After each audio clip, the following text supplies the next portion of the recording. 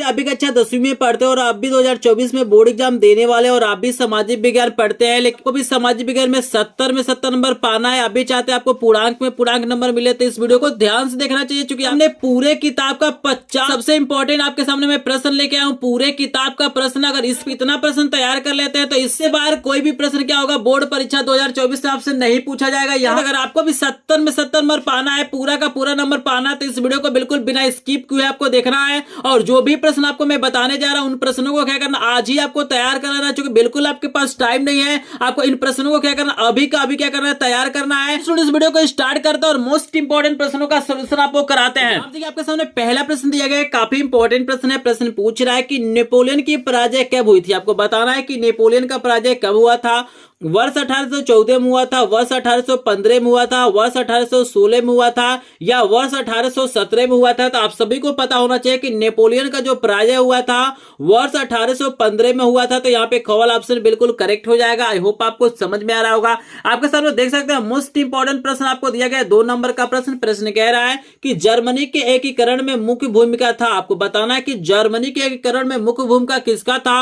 Auto von Bismarck का था, Hitler का था, नेपोलियन का था, या इनमें से कोई नहीं। तो आपको याद रखना है कि यहाँ पे करेक्ट ऑप्शन आपका क वाला हो जाएगा। जर्मनी की एकीकरण में जो मुख्य भूमिका था ऑटो वन बिस्मार्क का था, आपको याद रखना है। आपके सामने मोस्ट इंपॉर्टेंट प्रश्नों में से देखिए तीसरा प्रश्न आपको दिया गया है, सबसे ज्यादा इंपॉर्टेंट प्रश्न है। प्रश्न कह रहा है कि हिंद स्वराज पुस्तक के लेखक है। आपको बताना है कि हिंद स्वराज पुस्तक के लेखक कौन है। सरदार वल्लभ भाई पटेल है, बाल गंगाधर तिलक है, महात्मा गांधी है, या सुभाष चंद्र बोस है। तो आपको याद रखना है कि हिंद स्वराज पुस्तक के जो लेखक हैं महात्मा गांधी है। तो गोवाल ऑप्शन बिल्कुल करेक्ट हो जाएगा। आपके सामने देख सकते हैं अगला प्रश्न दिया गया है, काफी इंपॉर्टेंट प्रश्न है। पूरे किताब का प्रश्न आपके सामने लिया गया है, बस इतना तैयार कर लेते हैं तो इससे बाहर कोई भी प्रश्न आपका नहीं आने वाला। तो एक एक प्रश्न को बिल्कुल ध्यान से देखना है, ठीक है। इन प्रश्नों को आपको तैयार कर लेना है। यहाँ पे 4 नंबर का प्रश्न दिया गया कि कपास की खेती के लिए कौन सी मृदा उपयुक्त है। आपको बताना है कि कपास की खेती के लिए कौन सी मृदा उपयुक्त है। काली मृदा उपयुक्त होती है, लाल मृदा उपयुक्त होती है, जलोद मृदा उपयुक्त होती है, या लेटराइट मृदा उपयुक्त होती है। तो आपको याद रखना है करेक्ट ऑप्शन आपका क वाला हो जाएगा। काली मृदा में क्या होती है, कपास की खेती अच्छी होती है। आई होप आपको समझ में आ रहा होगा। नेक्स्ट प्रश्न आपको दिखाई दे रहा होगा, 5 नंबर का प्रश्न दिया गया है, काफी इंपॉर्टेंट प्रश्न है। प्रश्न कह रहा है कि भैया इनमें से कौन सी रबी फसल है। आपको बताना है कि यहाँ पे 4 फसलों का नाम दिया गया है। आपको बताना है इसमें से कौन सी फसल है जो रबी फसल के अंतर्गत आएगी।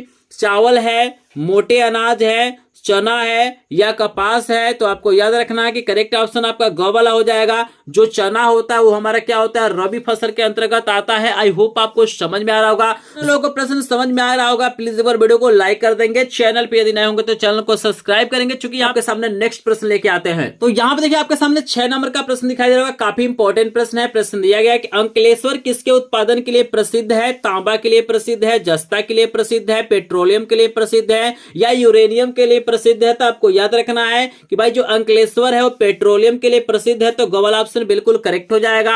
आपके सामने देख सकते हैं 7 नंबर का भी प्रश्न दिखाई दे रहा होगा। प्रश्न कह रहा है कि निम्नलिखित में से कौन सा संगीत सूची का विषय। आपको बताना है कि इसमें से कौन सा ऐसा विषय है जो संगीत सूची के अंतर्गत आता है। रक्षा है, कृषि है, व्यापार है, या शिक्षा है। तो आपको याद रखना है कि जो रक्षा होता है ना वो क्या होता है, संगीत सूची के अंतर्गत आता है। तो कवल ऑप्शन बिल्कुल ही आपका करेक्ट हो जाएगा। आपके सामने 8 नंबर का मोस्ट इंपॉर्टेंट प्रश्न दिया गया, आपको दिखाई दे रहा होगा। प्रश्न कह रहा है कि चिपको आंदोलन किससे संबंधित था। आपको बताना है कि जो चिपको आंदोलन था वो किससे संबंधित था। आपको ऑप्शन दिया गया मृदा संरक्षण, दूसरा आपको दिया गया वन संरक्षण, और तीसरा आपको दिया गया जल संरक्षण, चौथा आपको दिया इनमें से कोई नहीं। तो आपको याद रखना है जो चिपको आंदोलन है ना वो वन संरक्षण से संबंधित है। तो खवाल ऑप्शन बिल्कुल आपका करेक्ट हो जाएगा। 9 नंबर का मोस्ट इंपॉर्टेंट प्रश्न आ गया है। प्रश्न कह रहा है कि सलाल बांध किस नदी पर है। आपको बताना है कि भाई जो सलाल बांध है वो किस नदी पर है। महानदी पर है, चिनाब नदी पे है, सतलुज नदी पे है, या कृष्णा नदी पे है। तो आपको याद रखना है कि करेक्ट ऑप्शन आपका ख वाला हो जाएगा। जो सलाल बांध है वो क्या है, चिनाब नदी पे है। आपको याद रखना है। आपके सामने 10 नंबर का प्रश्न भी आ गया है, मोस्ट इंपॉर्टेंट प्रश्न है। प्रश्न बोल रहा है भैया निम्नलिखित में से कौन सा रोपड़ फसल है। आपको बताना है कि इसमें से कौन सा ऐसा फसल है जो रोपड़ फसल के अंतर्गत आता है। गेहूं है, चना है, गन्ना है, या मूंगफली है। तो आपको याद रखना है करेक्ट ऑप्शन आपका ग वाला हो जाएगा। जो गन्ना होता है वो रोपड़ फसल के अंतर्गत आता है। आई होप आपको समझ में आ रहा होगा। चलिए आर्या राय एंड आई एम फ्रॉम डडिया। मेरी क्लास 10th में 90.33% आए हैं एंड मैं इसका श्रेय अपने मम्मी पापा, स्कूल के सभी teachers and EMS with Anurag sir को देना चाहूँगी, क्योंकि उन्होंने हमारी स्टडी को लेकर हमारी बहुत ही ज़्यादा सपोर्ट की है, बहुत ही ज़्यादा हेल्प किया है। चलिए आपको नेक्स्ट प्रश्न दिखाते हैं। देख सकते हैं मोस्ट इंपोर्टेंट प्रश्न आपको 11 नंबर का दिखाई दे रहा। प्रश्न कह रहा है कि भैया भारत में जीविका का प्रमुख स्रोत क्या है। आपको बताना है कि भारत में जीविका का प्रमुख स्रोत क्या है। उद्योग है, कृषि है। स्क्रीन पे आपको दो और ऑप्शन दिखाई दे रहा होगा, लेकिन आपको मैं बता दूं कि करेक्ट ऑप्शन आपका ख वाला हो जाएगा। कृषि क्या है, भारत में जीविका का प्रमुख स्रोत है। आई होप समझ में आ रहा होगा। केवल इस वीडियो में आपको मैं 50 प्रश्न कराने वाला हूं। अगर 50 प्रश्नों को देख लेते हैं तो इससे बाहर बोर्ड परीक्षा 2024 में कोई भी नहीं आएगा। लेकिन अगर इस वीडियो को आप लोग स्किप कर देते हैं, इन प्रश्नों को तैयार नहीं करते हैं, तो बोर्ड परीक्षा में आपको सामाजिक विज्ञान में नंबर कम मिल सकता है। लेकिन इस वीडियो को पूरा का पूरा वॉच कर लेते हैं तो आपको 70 में 70 नंबर पाने से कोई नहीं रोक सकता है। तो चलिए आपको नेक्स्ट प्रश्न बताते हैं। देखिए आपके सामने 12 नंबर का प्रश्न दिखाई देगा। 12 नंबर का भी प्रश्न काफी इंपॉर्टेंट है। प्रश्न कह रहा है भैया श्रीलंका में निम्नलिखित में से कौन सा बहुसंख्यक वर्ग है। तमिल दिया गया, ईसाई दिया गया, सिंघली दिया गया और मुस्लिम दिया गया। तो आपको याद रखना है कि श्रीलंका में क्या है, सिंघली जो हमारा क्या है बहुसंख्यक वर्ग है, उसकी संख्या अधिक है। तो यहाँ पे गो वाला ऑप्शन बिल्कुल करेक्ट हो जाएगा।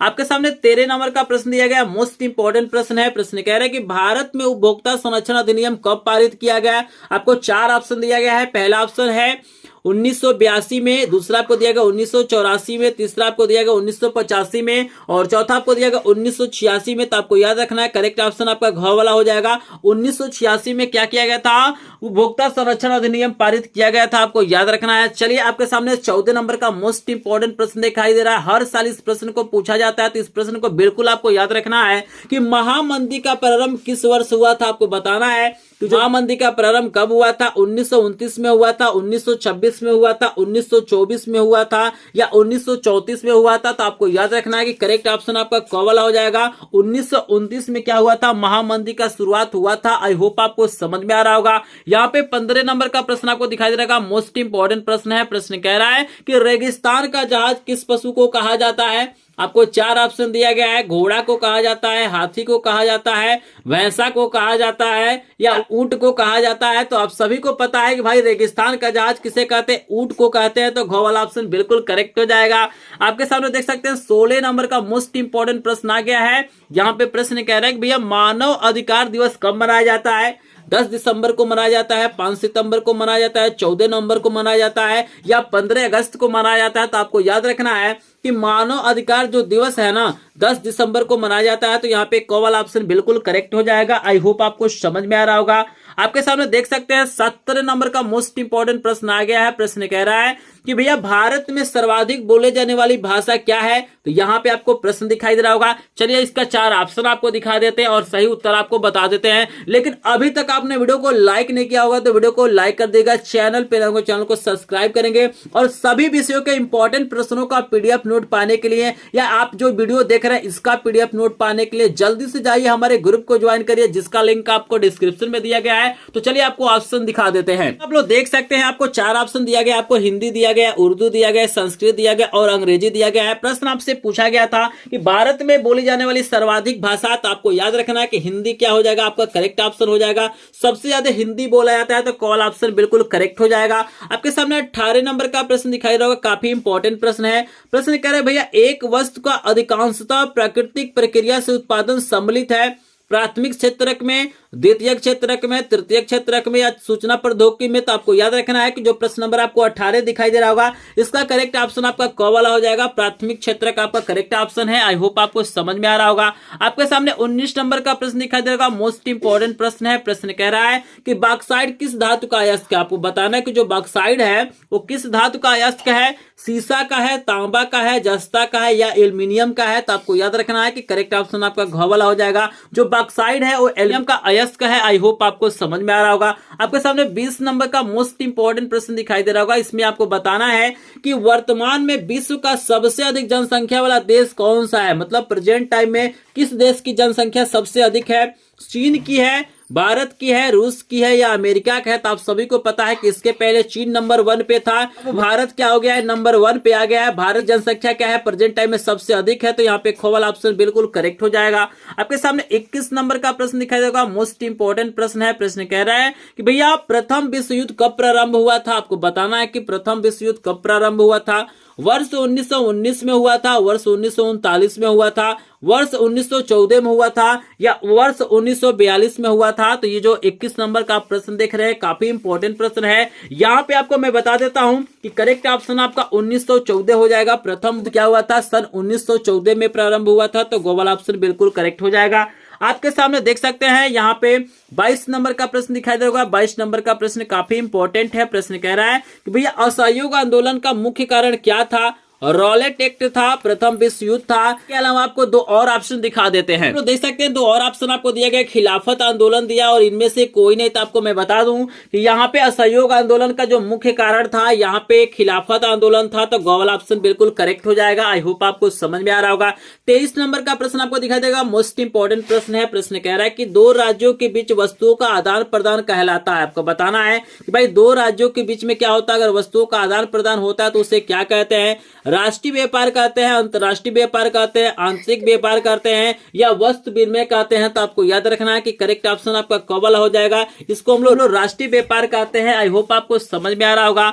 आपके सामने देख सकते हैं 25 नंबर का मोस्ट इंपोर्टेंट प्रश्न दिखाई देगा, लेकिन याद रखिएगा ये एक एक्स्ट्रा प्रश्न है। ये जो प्रश्न है आपके लिए एक्स्ट्रा है, चूंकि ऑलरेडी देखिएगा 23 नंबर के बाद से 24 नंबर का प्रश्न आपको लिखा गया है। यहाँ पे बाय मिस्टेक आपको एक्स्ट्रा एक प्रश्न देखने के लिए मिल जाएगा, तो इसको भी देख लीजिएगा, काफी इंपॉर्टेंट प्रश्न है। प्रश्न कह रहा है कि भैया टिहरी बांध परियोजना किस राज्य में स्थित है। आपको बताना है कि टिहरी बांध परियोजना किस राज्य में स्थित है।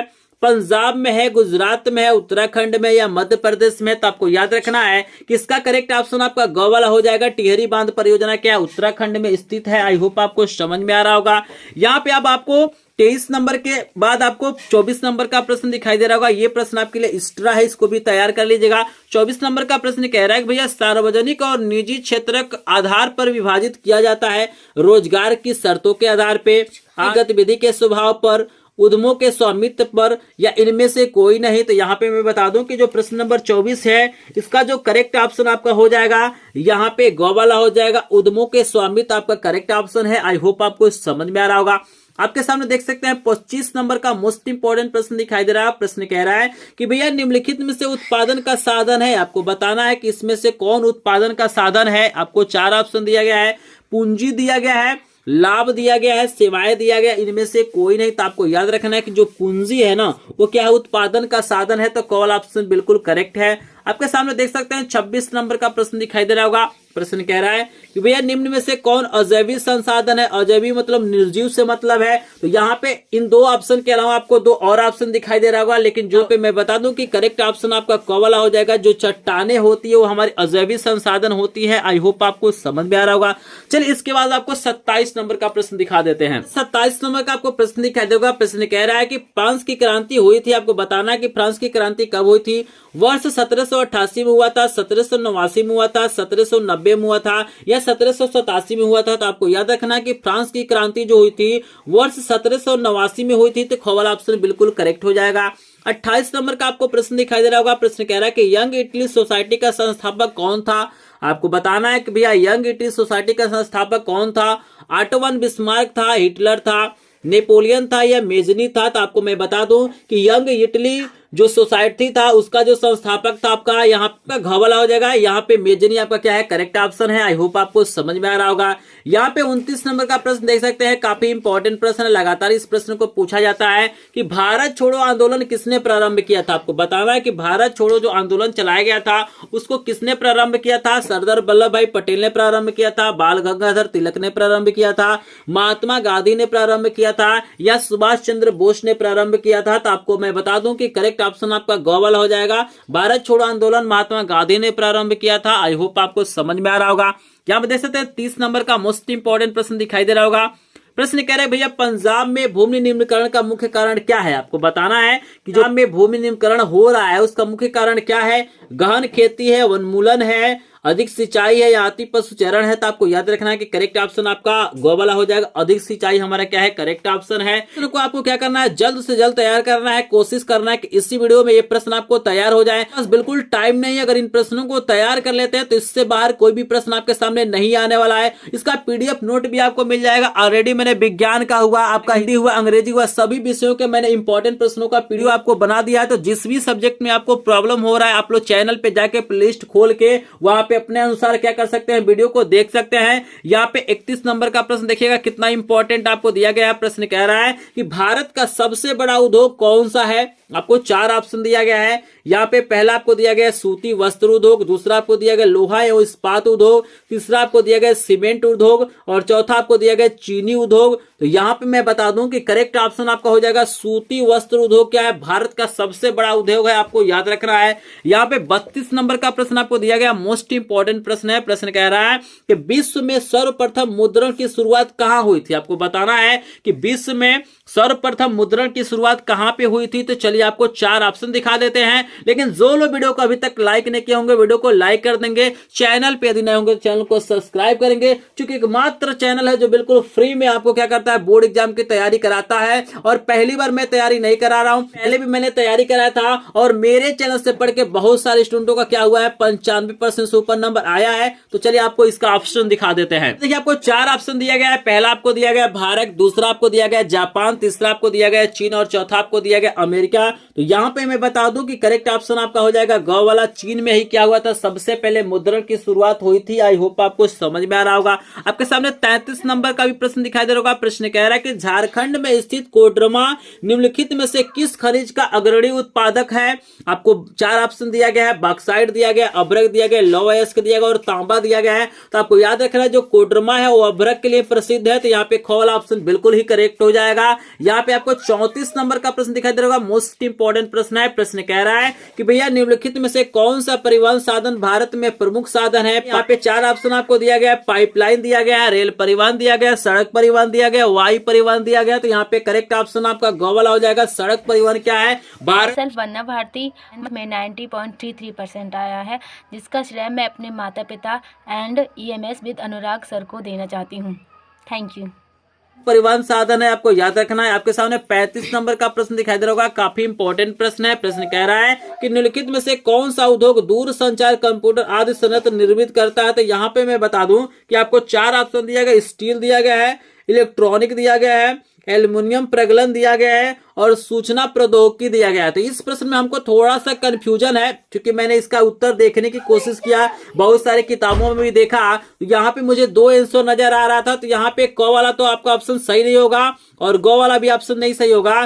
ख और घ में क्या है, आपका कोई ना कोई एक करेक्ट ऑप्शन है। लेकिन मेरे अनुसार क्या होगा, प्रश्न नंबर घ आपका क्या होगा, करेक्ट होगा। यहाँ पे सूचना प्रौद्योगिकी सही होना चाहिए। लेकिन अगर आपको लगता है कि इलेक्ट्रॉनिक सही होगा तो आप लोग कमेंट सेक्शन में जरूर कमेंट करके बताइएगा कि प्रश्न नंबर 35 का सही उत्तर क्या होगा। वैसे जहां तक मुझे लग रहा है कि यहाँ पे घ वाला ऑप्शन ही सही होना चाहिए। बाकी आपका क्या विचार है आप लोग कमेंट सेक्शन में जरूर बताएंगे। चलिए आपको 36 नंबर का मोस्ट इंपॉर्टेंट प्रश्न कराते हैं। प्रश्न कह रहा है कि भैया भाजपा का स्थापना कब हुआ था। आपको 1960 में हुई थी, 1970 में हुई थी, 1980 में हुई थी या 1990 में हुआ था।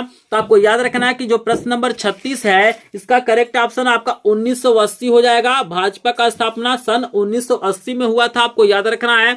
आपके सामने यहाँ पे देख सकते हैं 37 नंबर का प्रश्न आ गया है, काफी इंपॉर्टेंट प्रश्न है। आपको आधा प्रश्न दिया गया, आधा अगले पेज पे दिया गया है। प्रश्न कह रहा है कि निम्नलिखित देशों में से मानव विकास सूचकांक के लिहाज से, ठीक है ना, इसके आगे का प्रश्न चलिए आपको दिखा देते हैं। बाकी का प्रश्न आपको दिखाई देगा, इसमें पूरा प्रश्न एक बार पढ़ देता हूं। प्रश्न कह रहा है कि निम्नलिखित देशों में से मानव विकास सूचकांक के लिहाज से किस देश की स्थिति अन्य से बेहतर है। बांग्लादेश का, नेपाल का, पाकिस्तान का, म्यांमार का। तो यहाँ पे मैं बता दूं कि करेक्ट ऑप्शन आपका घ वाला हो जाएगा। आई होप आपको समझ में आ रहा होगा। अगर इस प्रश्न में आपको कोई डाउट होगा तो कमेंट सेक्शन में जरूर कमेंट कीजिएगा।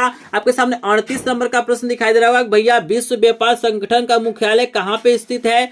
चीन में स्थित है, जिनेवा में स्थित है, रूस में स्थित है या अमेरिका में स्थित है। तो आपको याद रखना है कि विश्व व्यापार संगठन का जो मुख्यालय है जिनेवा में स्थित है। तो यहाँ पे ख वाला ऑप्शन बिल्कुल करेक्ट हो जाएगा। आपके सामने 39 नंबर का मोस्ट इंपॉर्टेंट प्रश्न दिखाई दे रहा होगा। प्रश्न कह रहा है कि राष्ट्रवाद का उदय किस देश से हुआ था। आपको बताना है कि राष्ट्रवाद का उदय किस देश से हुआ था। जर्मनी से हुआ था, इटली से हुआ था, फ्रांस से हुआ था या इंग्लैंड से हुआ था। तो आपको मैं बता दूं कि करेक्ट ऑप्शन आपका फ्रांस हो जाएगा। गो वाला ऑप्शन बिल्कुल ही आपका करेक्ट करेक्ट है। आई होप आपको समझ में आ रहा होगा। आपके सामने 40 नंबर का मोस्ट इंपॉर्टेंट प्रश्न दिया गया है कि भाई महात्मा गांधी जो थे दक्षिण अफ्रीका से वापस कब आए थे, यानी भारत कब लौटे थे। सर 1914 में लौटे थे, 1915 में लौटे थे, 1918 में लौटे थे या 1919 में लौटे थे। तो आपको याद रखना है कि प्रश्न नंबर जो 40 है इसका करेक्ट ऑप्शन आपका 1915 हो जाएगा, यानी खो वाला ऑप्शन बिल्कुल आपका करेक्ट है। आपके सामने 41 नंबर का प्रश्न दिखाई देगा, मोस्ट इंपॉर्टेंट प्रश्न है। प्रश्न कह रहा है कि औद्योगिक क्रांति किस देश से प्रारंभ हुआ था। आपको बताना है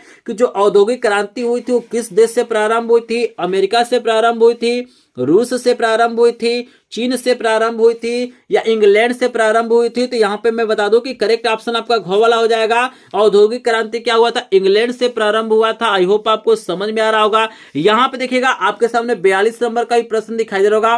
प्रश्न कह रहा है कि भैया निम्नलिखित में से किस राज्य में सीढ़ीदार खेती की जाती है। पंजाब में की जाती है, हरियाणा में की जाती है। चलिए आपको दो और ऑप्शन दिखा देते हैं। आपको दो और ऑप्शन दिखाई दे रहा है। यहाँ पे ग ऑप्शन दिया आपको उत्तर प्रदेश और घ दिया उत्तराखंड। तो आपको याद रखना है कि उत्तराखंड में क्या होता है, सीढ़ीदार खेती किया जाता है। तो घ वाला ऑप्शन बिल्कुल करेक्ट है। आपके सामने अगला प्रश्न दिखाई दे रहा है 43 नंबर का प्रश्न। प्रश्न कह रहा है कि निम्नलिखित में से कौन सी रेशेदार फसल है।